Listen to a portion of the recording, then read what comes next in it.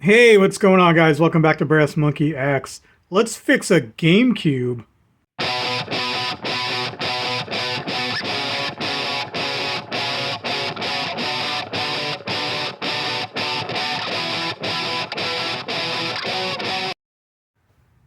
Alright, guys, so check it out. My buddy Jones stopped by again, dropped off this Nintendo GameCube for me to take a look at. It is pretty dirty looking. It's definitely seen better days. He says it's not reading discs. So we're going to go ahead and see what's going on with this. We're going to pop one of these games in that he dropped off here. Got 007 here. Let's see if this works. Go ahead and hit the power button.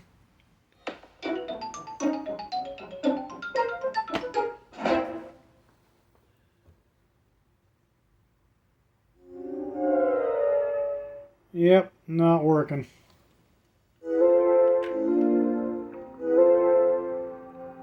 Not reading the disc.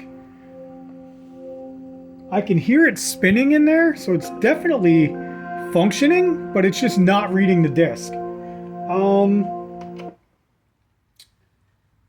Just for funsies, we'll go ahead and try another game. Make sure it's just not this particular game. Let's see what else we got here. We've got the Namco Museum. Try that out. See if we get some Pac-Man working here.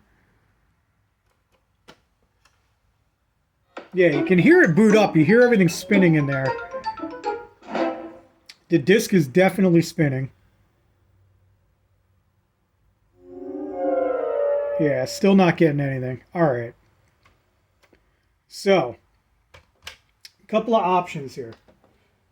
There's two things I'm going to try to get this working, okay? Option number one is to just simply clean off that dirty laser, okay? Right in there. I don't know if you guys can see it. We're just going to get in there and we're going to clean that off. We're just going to use a cotton swab or a Q-tip. I'm going to get in there. I'm going to clean it with the Q-tip. Maybe it's just dusty and it's not reading. We'll try that first and we'll see if that works. I don't think that's going to do it. I think I may need to open this thing up, but we'll give that a shot. So give me 1 second and we'll try that out. All right, now that we're closer up, you guys can see how dirty this thing actually is. There is dust all over it. So it may just be a matter of cleaning this thing up, but I think it goes deeper than that with this. But when you're going to clean one of these, that optic drive right there, you want to get in here with a dry Q-tip. Don't use alcohol on this. You really don't want to mess with the laser itself. You just kind of want to brush it off. You know, if there's any dust on there, this might do the trick. We'll see. Brush it gently. You don't want to get too aggressive with it. And we'll see if that did it, but I highly doubt it. Just pop that game back in there.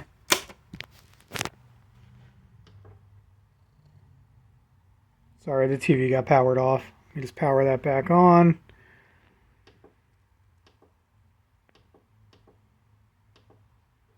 And we'll give this a try.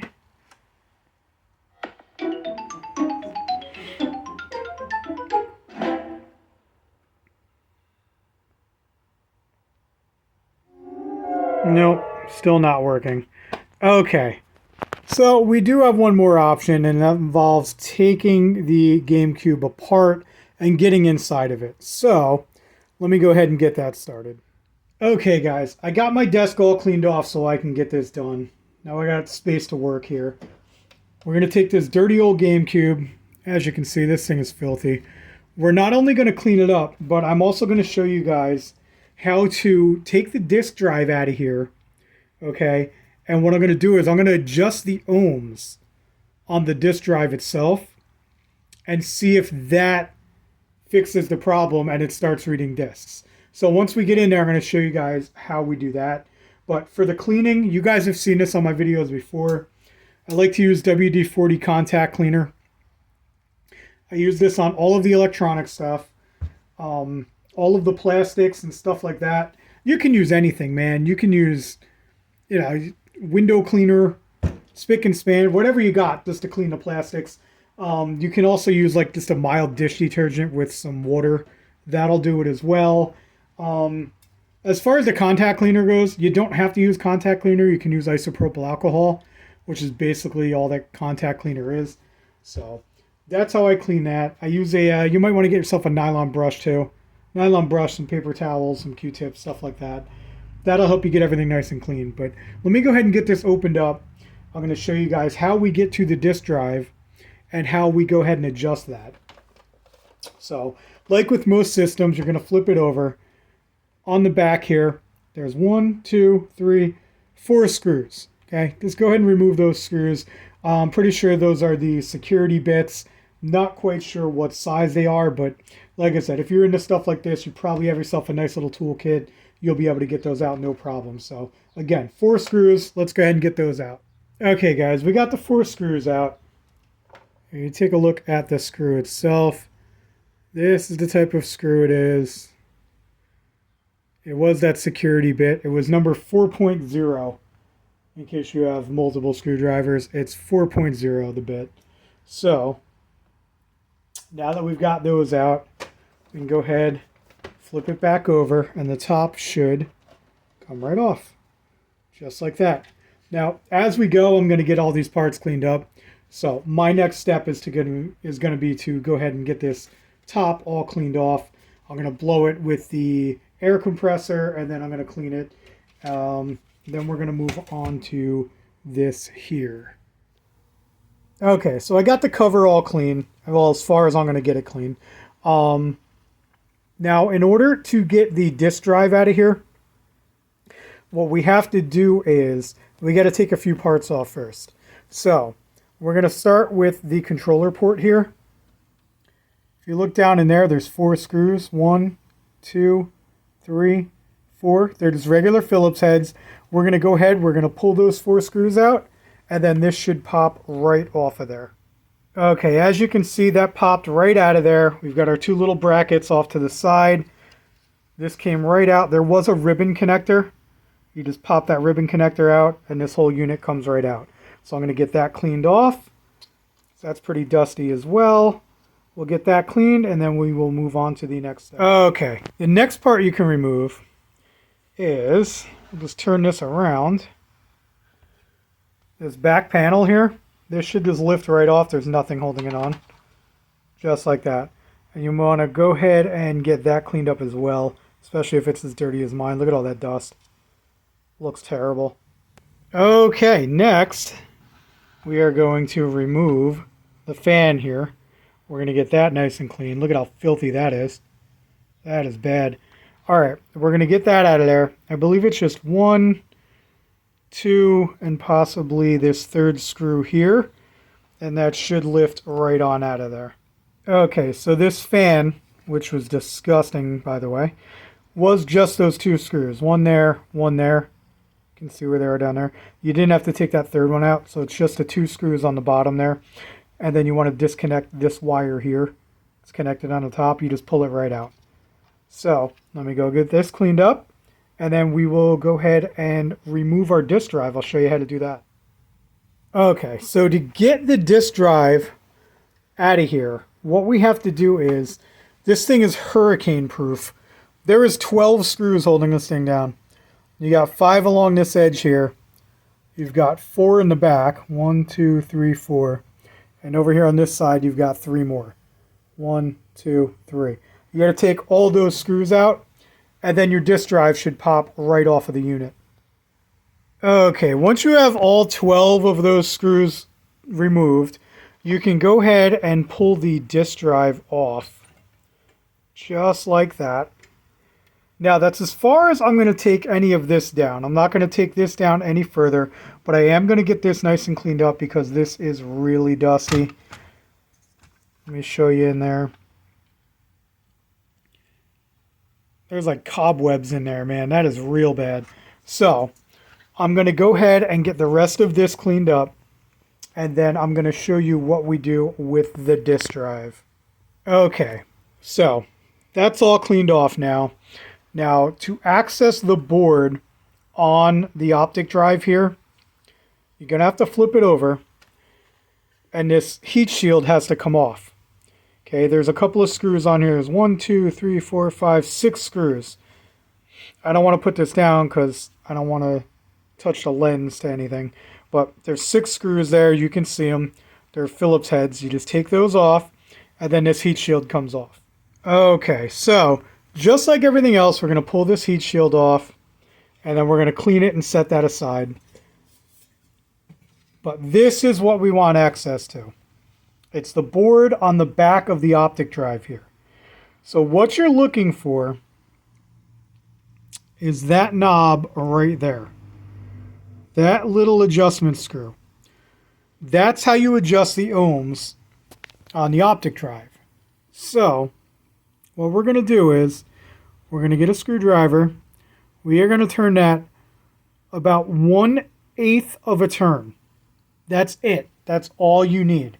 You don't have to turn it much further than that. You turn it 1/8 of a turn. Then you're going to check and see if it worked. If it doesn't work, you can come back in. You can turn it another 1/8. So the most you're going to do is like a 1/4 turn. But you start off small. Only turn it 1/8 of a turn. This adjustment right here. 1/8, that is it. And it should do the trick. If it doesn't, you go back in, you turn it a full 1/4 turn, and that is it. That's as far as you need to turn that thing, okay? So, let me go ahead. I'm going to get mine adjusted. Then I'm going to get this all cleaned off, because this is looking pretty dusty too. And then I'm going to go ahead and start reassembling. And I'm going to show you don't have to fully reassemble before you can test it. Okay, guys. So, I went ahead and I adjusted it.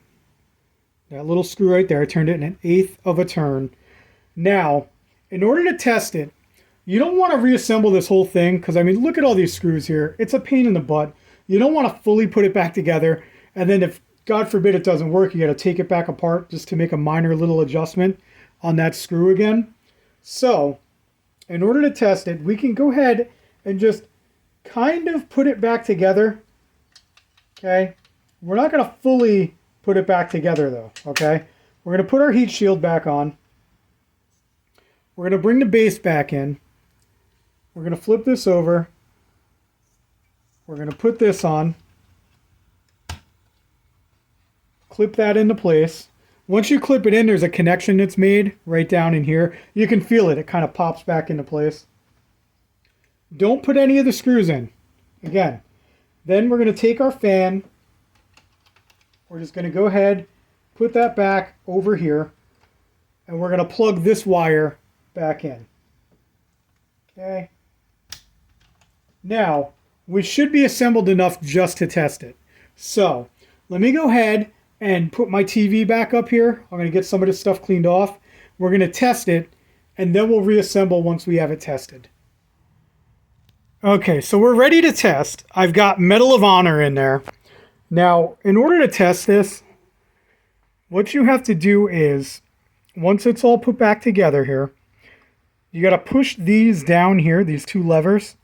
You got to hold them down, and then you have to hit this button here. This is the power button.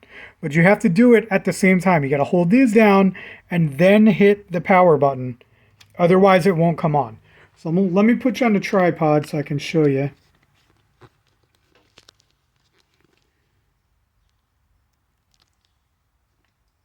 Okay, we can see the screen now. Now what I'm going to do is, again, hold down those 2 levers on the side with my thumb, and then over here, I'm going to push the power button, and we'll see what happens.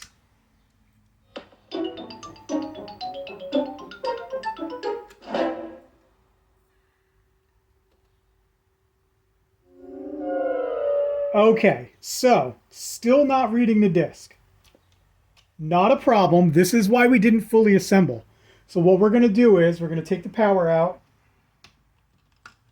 Always make sure you take the power cord back out when you do this.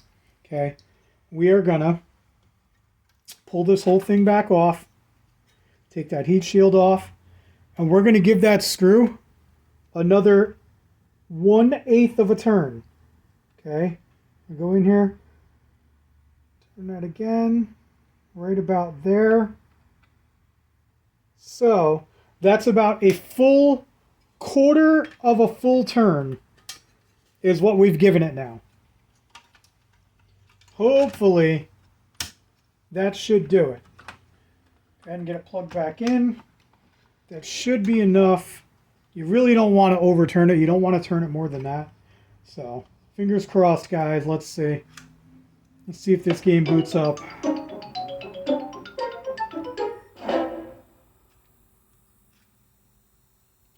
And there it is. Licensed by Nintendo. There's the game. It's loading up right now. Perfect. No memory card found. I do have one, but anyway, we know it's working now. So we can go ahead, turn it off, completely reassemble, and then we'll fully test this with a few different games. Okay, so to test this out, I'm going to dive into my own collection here. Got a little Tony Hawk Pro Skater 3. Go ahead and pop that in there. Go ahead and power it up.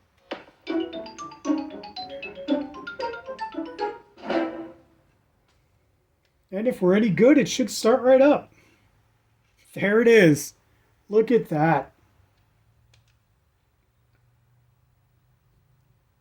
Fantastic.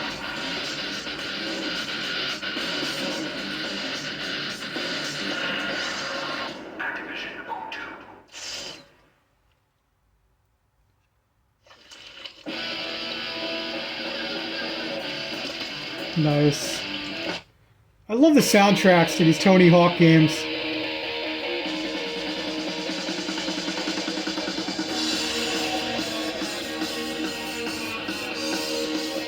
Let me turn that off before I get a copyright strike. But there it is, guys. We took this old, crappy Nintendo Gamecube. Wasn't worth anything, wasn't reading discs. And that's all it takes. Take it apart, clean it. You got to adjust that tiny little screw there. All it does is adjust the ohms and the laser. And that's what gets it working every time. If cleaning the laser doesn't work, that'll do it. Yeah, that's all I got for you this time, guys. Thanks for tuning in. Appreciate you watching, and we'll catch you next time.